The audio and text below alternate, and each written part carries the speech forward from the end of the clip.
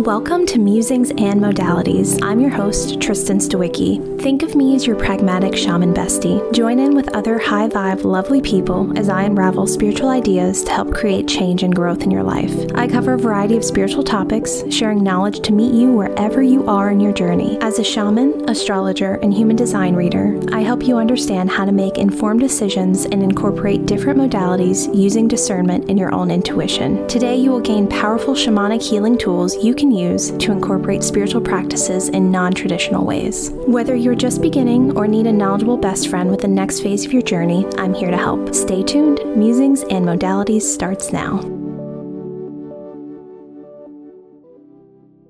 Tristen Stawicki, your pragmatic shaman bestie, and for the next 30 minutes, we'll be diving into astral projection and lucid dreaming. In this episode, I'll cover the differences between astral projection, lucid dreaming, how to achieve them, and my personal experiences with both of them.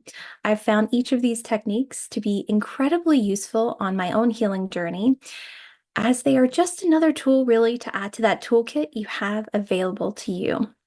So to start, a plane is a subtle state of reality, and we're really familiar with the physical realm, the physical state and plane, right? That's where we spend most of our time.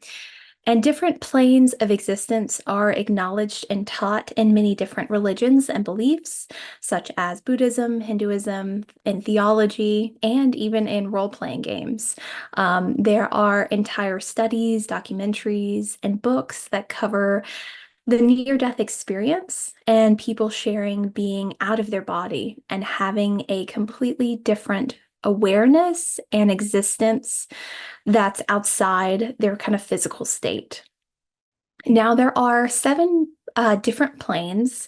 There are more planes depending on what religion or beliefs you're studying, but that's kind of the in the zeitgeist, it's kind of like the starting point, is 7 different ones that are pretty widely discussed. And they are the physical plane, the astral plane, the mental plane, the causal plane, the Buddhic plane, the spiritual plane, and the divine plane.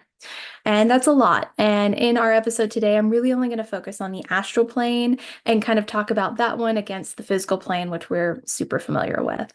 The astral plane is defined as the place where consciousness stays after the death of the physical body. And astral is an adjective that's connected with it's connected with or resembling the stars. Astral is has a beautiful energy to this word that is both beautiful and esoteric and dreamy. And as we think about the astral plane, I want to call out that we also have the term astral body. And so we have this astral body as well, which is our energetic body that includes our chakras and our auras, and that's referred to as the subtle body. So when you hear the word astral, overall, it's that dreamy kind of experience, and then we can add the word plane to it or the word body, and that kind of changes what we're referring to overall. So if you are in the astral plane, you're experiencing a realm, a place where movement feels easier. You may have a representation of your physical body or actually feel like you're in another physical body overall. Your consciousness is really the driver in this space.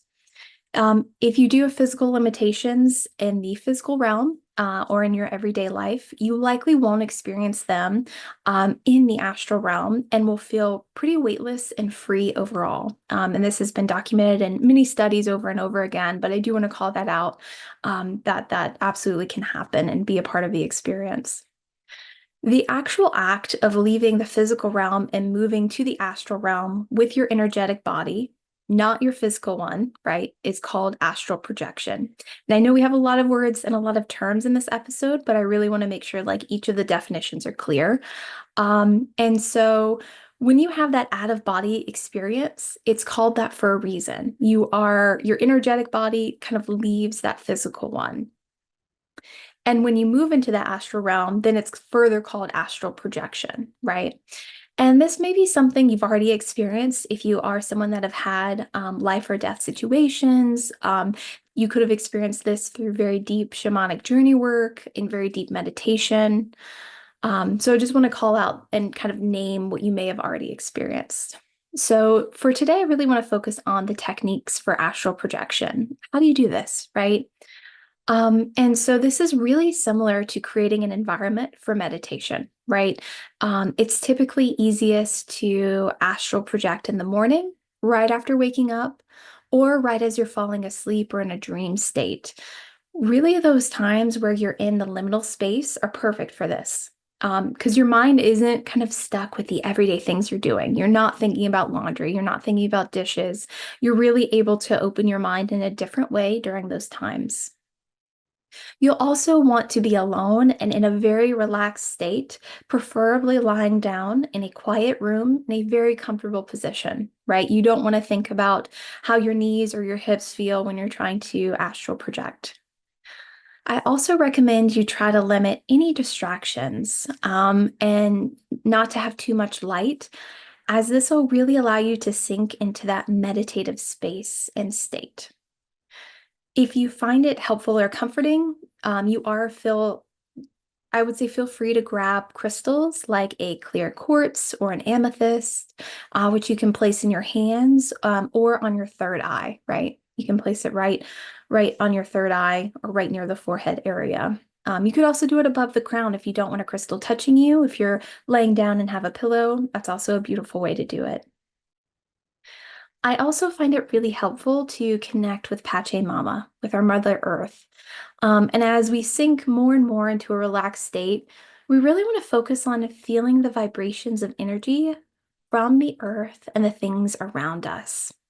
And this can feel like a pulsing wave.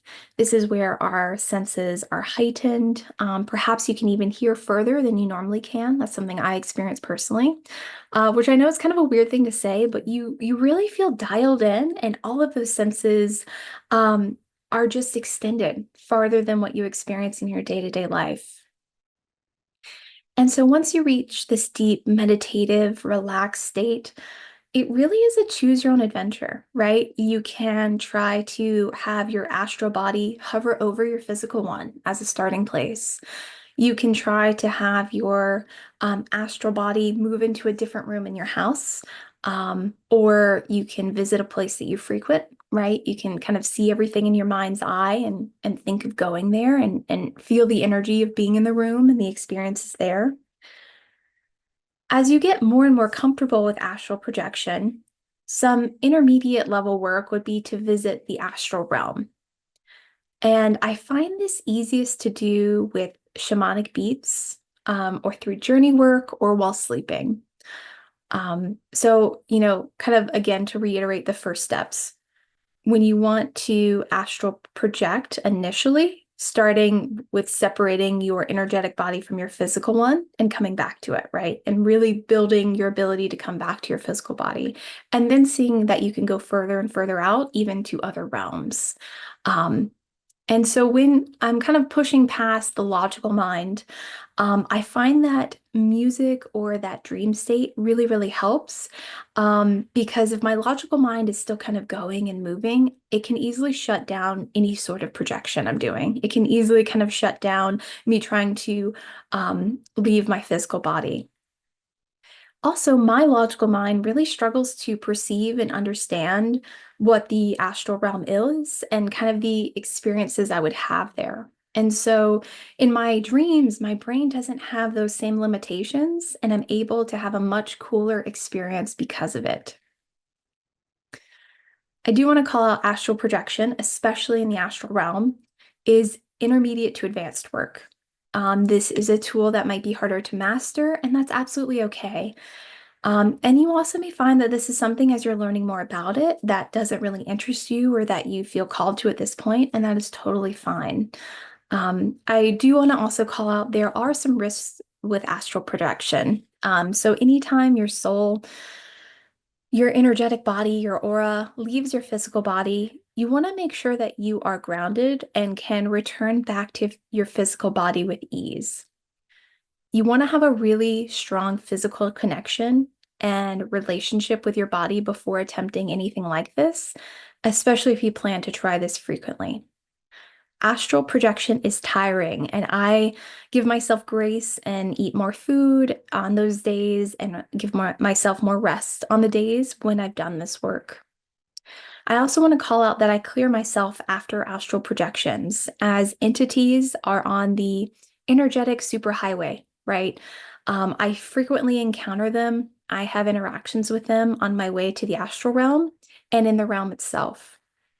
You, of course, can say protections before entering the astral realm and doing astral projecting overall, but that doesn't absolve you from doing the energetic work after. All right, so we've spoken a bit about astral projection and the astral realm. I want to kind of move into lucid dreaming because I think there are beautiful ways that they're maybe not similar, but similar tactics can be used to get you in either state, which is really, really cool. And both are incredibly powerful um, healing tools. So, lucid dreaming is when you are dreaming and have the ability to notice you're in a dream, and then you can take control of the dream to different levels, right? This most frequently happens during the REM or rapid eye movement cycle or state, which you enter about 90 minutes or so after you fall asleep. And you can cycle through the REM state a few times throughout a full night's sleep. There are actually some studies that suggest folks with a larger prefrontal cortex might have an easier time moving into REM and are likely to have vivid dreams. And some really cool things about lucid dreams are they can help you work through stressful situations. Um, if you are able to control your dreams and you suffer from nightmares, or if you're someone that relives trauma while sleeping, this can be really helpful to have you kind of take control of those situations, replay those situations with different outcomes, and see what happens. For how to do lucid dreaming, there's a lot of considerable prep that needs to happen, especially if you're someone that struggles to have restful sleep or a consistent sleep schedule overall. You want to have exceptional sleep hygiene when learning this tool. And so I wanted to share a few techniques and habits to start implementing before attempting lucid dreaming. So for the first one, I recommend getting a minimum of 8 hours of sleep. And I know this is something we've heard throughout our lifetimes. It's like so vital and so important. And I'm actually someone that needs even more than that. I need 8.5 to 9 hours of sleep. And I've had to work to unlearn a lot from the kind of toxic hustle culture where sleep is treated as a luxury and really embrace sleep as a non-negotiable and really reflecting on and embracing how vital it is to our overall health. Getting a full night's rest is key to giving you as many chances as possible to lucid dream, as again, we hit that REM state every 90 minutes. So if you're only getting 5 to 6 hours of sleep, that really undercuts the number of times you'll enter that state. For the second kind of habit to build, environment is everything. Typically, a cooler and completely dark room is recommended. I personally have a humidifier that is going, especially in the winter and spring seasons. There may need to be a bit of experimenting here if you aren't sure what environment works best for your sleep. And this is super important to get dialed in so that you are set up for success with lucid dreaming. For the third technique, I recommend that you really start capturing and documenting your dreams, especially if you're someone that have had recurring dreams over your lifetime or have recently had recurring dreams that come up every few months.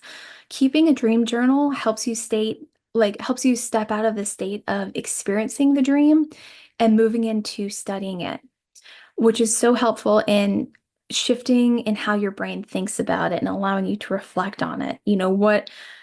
Rather than focusing on like, oh, this happened in the dream, then this happened, and this person came in, it's like, well, what's the theme of the dream, And the more you can really strengthen this muscle, the easier lucid dreaming will become. I also take this a step further.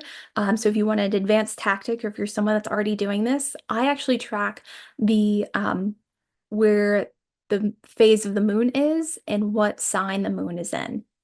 or if it's void. And the reason I find that helpful is when the moon is Aquarius and on the full moons, I typically always have vivid dreams. And so understanding and even planning for when I can lucid dream has been really helpful because lucid dreaming is not something I want to do every night, right? I've actually had to really be honest with myself and say like even once a week is can be a little bit too much depending on the weeks that I'm having. Because you want to actually get rest when you're resting. And lucid dreaming is almost like putting in a full day's work, right? You really can exhaust yourself with it. It's draining on the resources you have within your body. And I still recommend that you do it. I just want to make sure it's not something you have the expectation you're doing always or several times a week. I think a few times a month is really helpful just to keep that kind of habit in place. And then practicing good sleep hygiene and habits, always. So you're ready whenever it happens.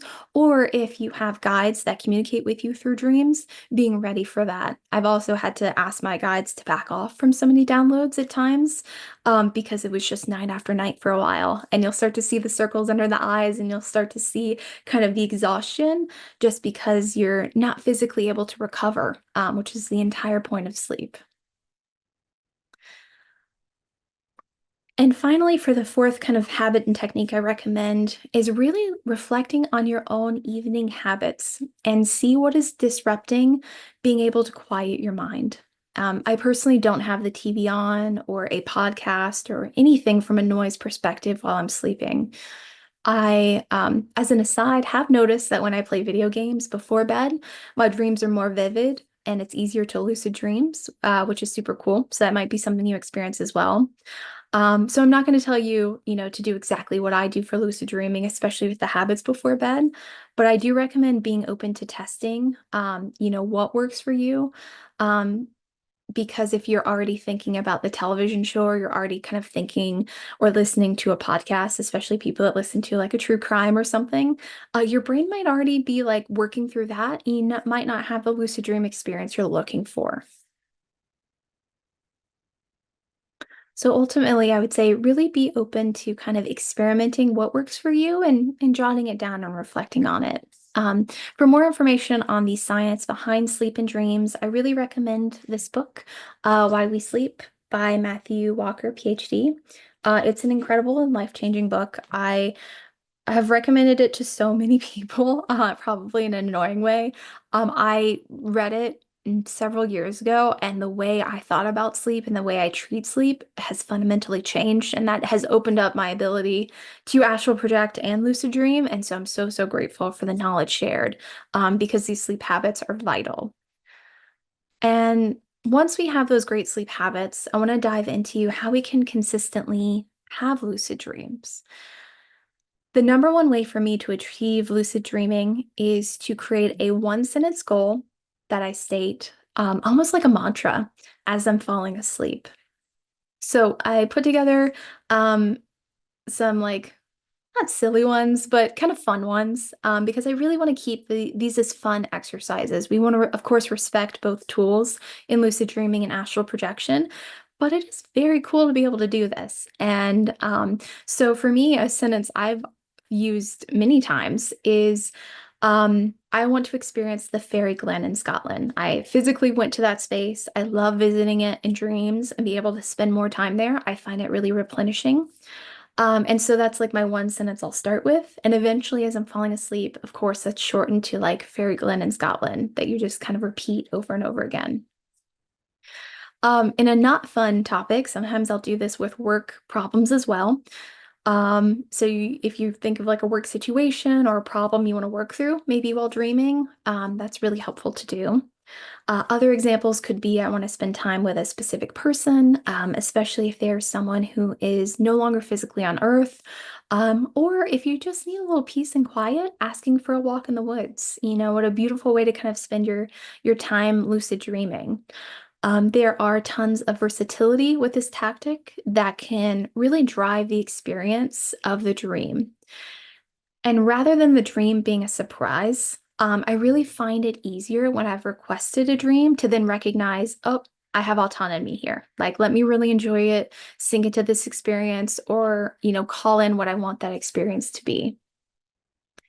And as you're building this muscle, right, it's that recognition that you're in a dream can take time. It's a new thing that we're doing, but it does get stronger and faster each time. Now, there are other options for lucid dreaming. There have been several studies and recommendations to set an alarm about 5 hours of sleep. And so I've not done this because the idea of trying to wake up after 5 hours of sleep literally feels horrific to me. Like it's not something I want to do, but you could try this where like once the alarm goes off, you could state to yourself a few times that the next time you dream, you'll remember it's just a dream. And again, this reinforces autonomy and has the added benefit of using the perspective memory, right? And that's where we are remembering to do something in the future. Another tactic is if you required noise, like as you're trying to go to sleep, binaural beats may help with lucid dreaming. And this may be more of a passive way for you to induce this state if the other tactics aren't as effective for you. Lucid dreaming takes practice and persistence. And to really, I recommend keep it pretty low stakes, right? This is a cool tool. This can be fun. Like we can use this to fly above mountains or hang out with different animals. I don't want you, especially in the beginning, to put pressure on yourself to make this to be used for only serious things or really impactful healing. Of course, it can be, but I also think it's vital to really bring kind of that joy, that curiosity and fun into this experience. I do want to call out that there are herbs that are revered for their dream work and are helpful for lucid dreaming. I've personally used mugwort, valerian, and blue lotus in different teas. I've also purchased a blend of herbs, many of these herbs, honestly, in an ointment and placed it on my third eye before sleep. Um, Personally, I've found using the one sentence mantra and being consistent with my sleep routines, along with dream journaling, to be the sweet spot for me and most effective overall. So, I want to talk about why we use lucid dreaming and astral projection as tools in our spiritual toolkit. It's been my personal experience that lucid dreaming and astral projection can expedite physical and emotional healing. Lucid dreaming is incredibly helpful in working through traumatic events, taking control of nightmares or recurring dreams, and it's really helpful in reinforcing your own power and autonomy. Like, it's so powerful to take over a dream you are having and interacting with, or even creating a dream experience overall. Like, that is incredibly mind-blowing. Personally, as a shaman, I love astral projection as I'm able to use kind of my big boy toys and spiritual tools. I use it as like a playground or a sandbox of sorts where I'm able to test new things in my toolkit before working on clients, right? I'm always working on myself first and foremost, and any new tool or resource that I have, I want to like vet it and test it for quite a long time with myself. And this is a great place to be able to do this. I've also had incredibly profound spiritual experiences where I've learned the most, honestly, outside of like working with clients and in client sessions. It's in the astral realm, it's a place I'm really comfortable traveling to, and I find it very natural to be there.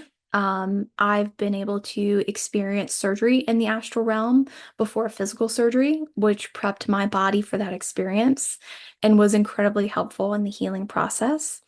This also was helpful in getting my mind right for the physical experience that I was going to have.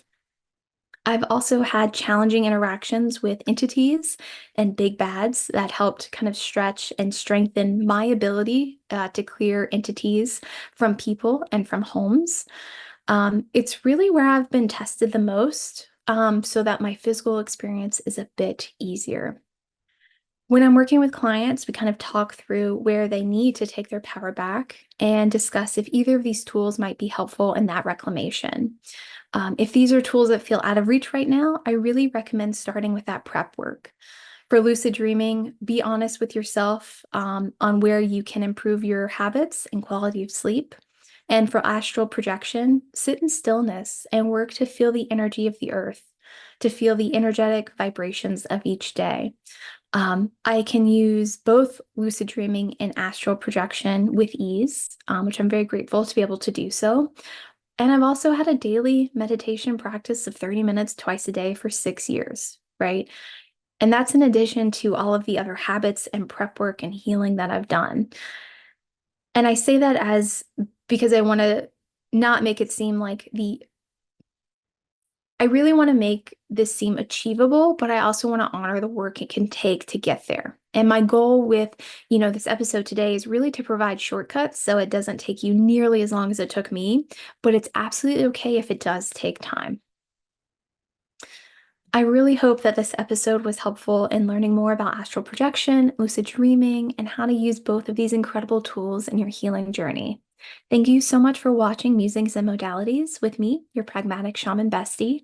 You can tune in the second and fourth Mondays of each month at 8 a.m. Pacific, 11 a.m. Eastern for more fabulous episodes. If you haven't worked with me before, I'm offering a free 30-minute call with me for chakra clearing and balancing. And this is where I'll use Reiki to improve energetic blockages, align your energy, and replenish where you may be feeling a bit depleted. If you'd like to learn more about the astrology happening in the world in 2025 and how these transits may affect your experience this year, my 90-minute astrology readings use your birth time, date, and location and provide insight into your personal blueprint into both your past and present, as well as your future, most importantly. I go through each of the 12 houses in depth to cover really your planetary placements and how they work within your chart and within your life.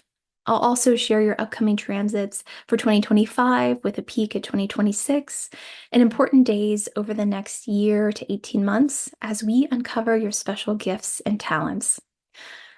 In addition to all of that work, I'll provide an in-depth analysis of your midheaven, which is how you show up and perceived by others in your work and in your career.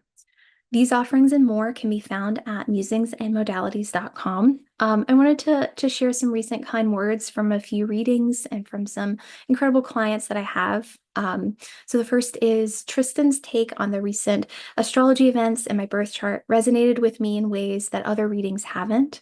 Another one states that Tristen's ability to layer the planets and house with my chart blew me away. I love hearing her take on my career and talents. And finally, my birth chart reading helped me switch careers and know that my path and know what my path is without second guessing myself. So thank you so much for all the kind words. That is so generous and so meaningful. I also want to invite you all to join more than 12,000 other lovely people that make up the Facebook community. Again, I'm so grateful for that community on the Musings and Modalities page. Thank you so much for listening. You've been listening to Musings and Modalities with me, Tristen, your pragmatic shaman bestie. For more powerful healing tools, join me every second and fourth Monday at 8 a.m. Pacific on Transformation Talk Radio. I cover a variety of topics to meet you wherever you are at on your spiritual journey. Learn techniques to work with pendulums, past life healing, astrology, and more. Please share the show and subscribe for more guidance from your pragmatic shaman bestie at musingsandmodalities.com.